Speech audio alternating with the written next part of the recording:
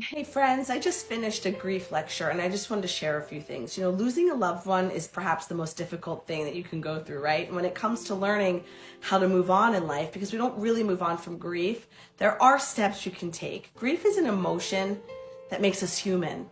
It shows how deeply we've cared for a person. It's an extension of love, and love is never a bad thing. However, our loved one would not want us to spend the rest of our life in misery. So here are some things that I speak about in my seminars. One, eradicate guilt. First, and possibly most importantly, try hard to not allow guilt to be a part of your grieving process. Maybe your relationship with your loved one wasn't what it used to be or where you wanted it to be, or maybe you had a major falling out you wish that you could erase. Regardless of why you're feeling guilty, it's a hindrance to learning how to move on in life. It can also be infectious to the point of debilitation. So remove all blame and guilt from your life surrounding your loved one the best you can. This includes not feeling guilty for grieving. People will accept that your process is unique and one you must go through. No guilt for grieving. Number two, invest energy into positive self-care.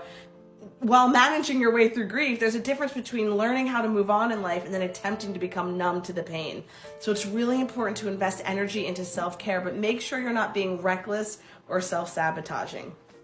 Focus on yourself and be gentle on yourself, and don't rush your process, and don't judge your grief, and do not try to be an overachiever griever. Work on your hobbies, focus on your health and fitness, or just take a week to settle in to the change in your life. Number three, it's okay to feel. Remember, everyone grieves differently, but no one is unaffected by grief. It's natural to feel this strong surge of emotions throughout the days, weeks, months, and years after your loss. It's okay. Allow yourself the grace to feel your way through your emotions. You don't need to hide or bury them. Number four, ask for and accept support.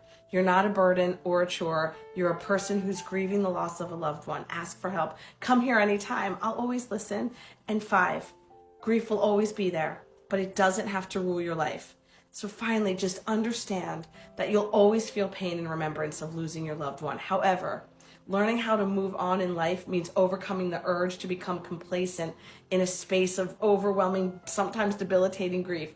Don't allow yourself to become apathetic to life. That's the last thing your loved one would want. Emotionally speaking, if you live somewhere long enough in a state of grief, you become that place. I hope to meet you all in person at one of my grief seminars. And if nothing else, keep going, my friends.